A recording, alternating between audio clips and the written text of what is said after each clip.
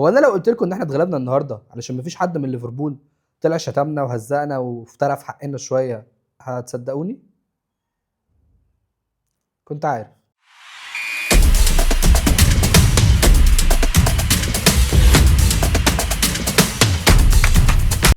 السلام عليكم. حلقه جديده من ميري وملكي. احنا فعلا اتغلبنا النهارده لسبب انا بشوفه من اعجب ما يمكن في الكوره. يعني احنا النهارده بدانا بنفس تشكيله وافكار ماتش الكلاسيكو، وفي حلقه ماتش الكلاسيكو انا كنت قلت لكم انه تشابي الونسو وصل للتركيبه المثاليه لشكل التشكيله بتاعته، الفرقه اللي هلاعب بيها الفرق الكبيره والفرقه اللي هلاعب بيها الفرق الصغيره والمتوسطه وكده. وده فعلا ظهر في ماتش النهارده، انه دي نفس تشكيله ماتش الكلاسيكو، نفس الافراد، مفيش اي حاجه اتغيرت. بس اللي اتغير حاجه مهمه جدا، وهي الحده والتنافسيه، ودخلت ريال مدريد الملعب انه عايز يكسب. ماتش النهارده ريال مدريد كان داخل الملعب، هو ريال مدريد ما دخلش الملعب النهارده، بس ما دخلش دخلت انا عايز اكسب تماما. في ماتش الكلاسيكو ومن اول دقائق لعب بان فكره انه ريال مدريد داخل الماتش ده عايز يكسب ومش فارق له اي حاجه تانية غير المكسب. في الدقيقه 2 ضربه جزاء ما اتحسبتش لغايه ما بعد تلت ساعه اترجم ده لهدف. في ماتش النهارده بعد تلت ساعه ريال مدريد ما كانش شاف حارس ليفربول لابس ايه اصلا. في ماتش النهارده انا ممكن اعد اللعيبه اللي جت من مدريد سافرت لليفربول على الصوابع. حقيقي انا ما شفتش غير 2 لعيبه من ريال مدريد في الملعب، وهنتكلم عليهم بعدين. اللي يضايق بقى اكتر من كل ده في ماتش النهارده انه فريق ليفربول شخصيا فريق مش واقف على رجله. فانا عايز افهم، لما انت بتلاعب فريق هو حرفيا مش شايف قدامه وبيتغلب من طوب الارض، واقل الفرق في الدوري الانجليزي بتعلم عليه بسهوله وعامل مهازل، حتى في الشامبيونز ليج فريق زي جالاتا سراي لسه مديله على عينه، ازاي انت رايح تلعبه وسايب له الماتش بالسهوله دي؟ ازاي الفرقه مش حابه؟ كانهم رايحين مغصوبين، كانهم حد مخرجهم من الاجازه بتاعتهم، مش من الوقت بتاع الماتشات بتاعهم، لا بالاجازه، وقال لهم يا جماعه معلش عندنا ماتش ممكن نروح نلعبه ونرجع. اللعيبه مش شايفه، اللعيبه مش عايزين اصلا يلعبوا.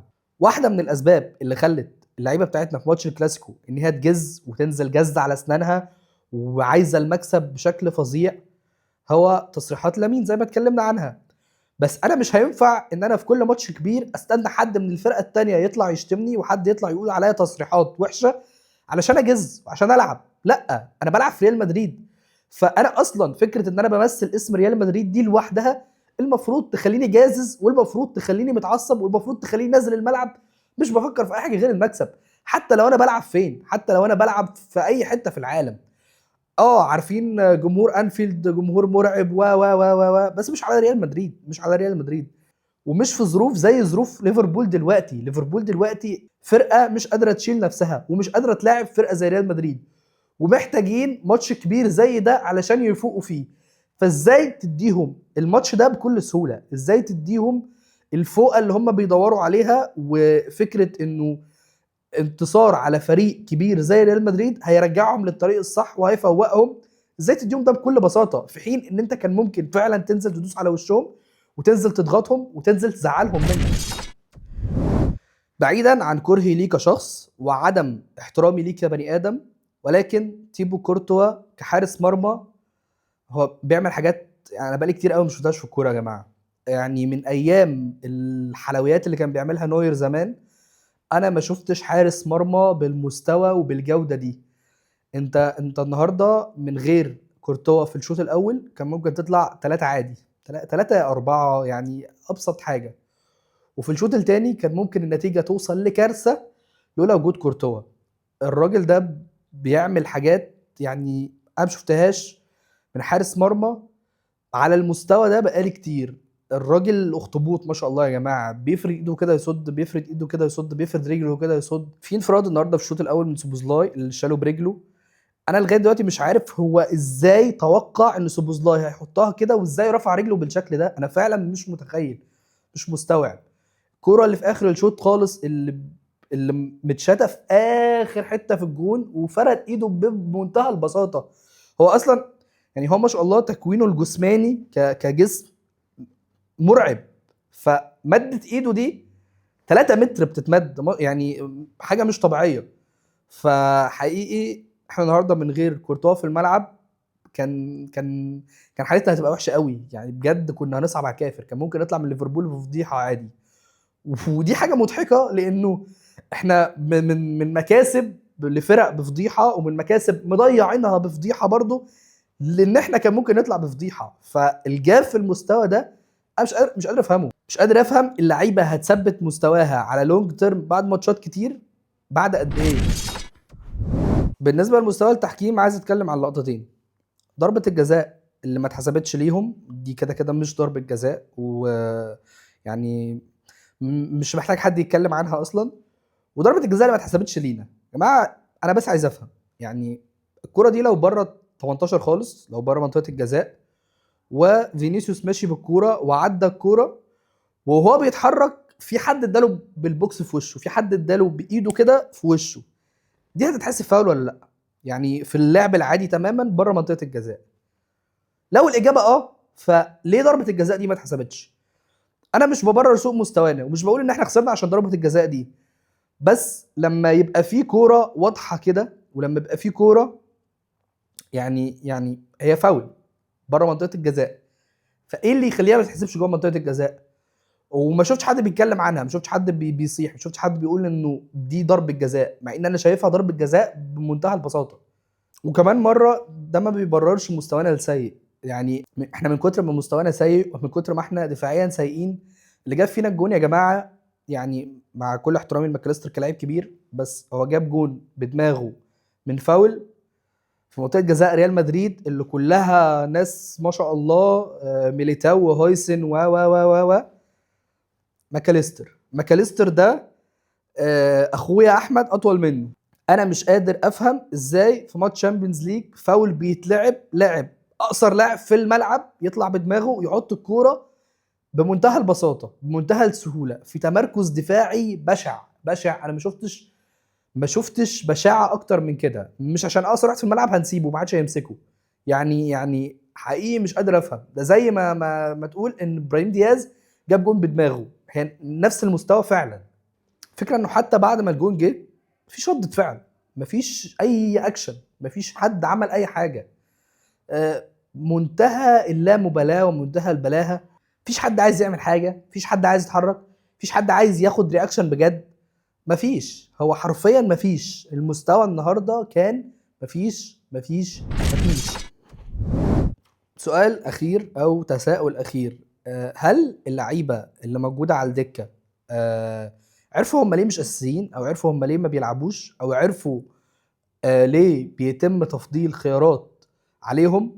علشان ببساطه هم برضو مش عايزين يعملوا حاجه. يعني انا لو لاعب في ريال مدريد موجود على الدكه وعايز اثبت ان انا استحق العب اساسي واستحق مكاني في الفرقه، وان انا بتعرض لظلم، وان انا ليه مش بلعب، وان انا هل ده هيبقى رياكشني لما انزل في ماتش انا متاخر فيه وفي ماتش مهم زي ده، ولا هنزل اكل النجيله؟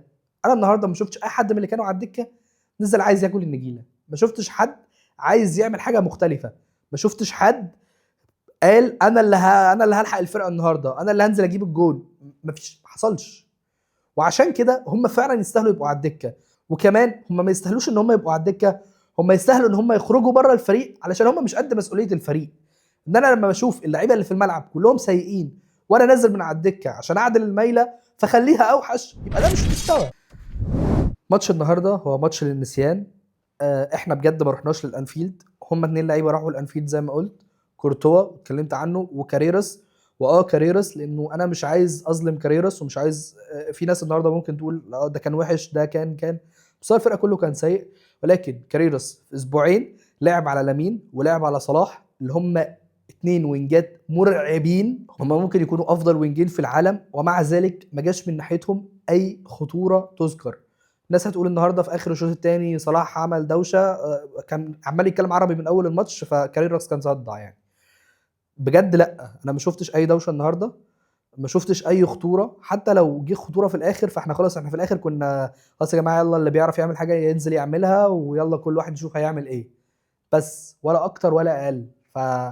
فحقيقي كاريراس انا احييه واحترمه واقدره، اللي مش بس في ماتش النهارده، ده من اول السيزون بصراحه، والنهارده على الاقل هو اللي انا شفت منه بقايا لاعب موجود في الملعب. باقي اللعيبه صفر، مستوى سيء سيء سيء. مش عايز ماتش النهارده يبقى ماتش يهد، ان هو في الاخر ماتش ب3 بونت ومش فارقين ومش مهمين وعادي يعني. شويه تحفيل على السوشيال ميديا والدنيا خلصت يعني، مش دي القصه.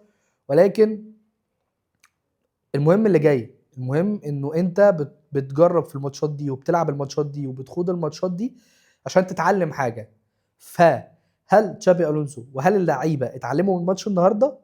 اتمنى، لانه احنا مش هنقبل في الماتشات الكبيره انه انت من اول السيزون ما بدا انت لعبت 3 ماتشات كبيره، اتغلبت في واحد 5 وكسبت التاني وضيعت من ايدك فوز تاريخي، والتالت انت ما جيتش، انت ما رحتش.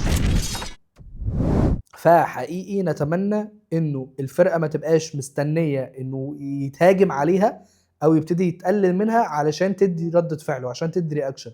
لا، الفرقه من الاول المفروض تبقى نازله جازه ودايسه وعايزه تثبت نفسها دايما، ودي تاني اكبر مهمه لتشابي الونسو الفتره الجايه. الحمد لله على اللي حصل، كساتنا ومزكتنا وهنكمل باقي البروجكت بتاعنا عادي ولا كأن حصل اي حاجه، وعادي يعني. ماتش ما رحناش فيه مش هيضيع لنا باقي الموسم، ولكن زي ما قلنا التفكير في اللي جاي. تنسوش تعملوا لايك وشير وسبسكرايب، تفعلوا زر الجرس، وتقولوا لي في الكومنتس شفتوا ماتش النهارده ازاي، او يا ريت تبقوا ما شفتوهوش يعني نتجاوزوا عادي خالص ماتش النهارده. واشوفكم الحلقه الجايه من ميري وملكي. سلام.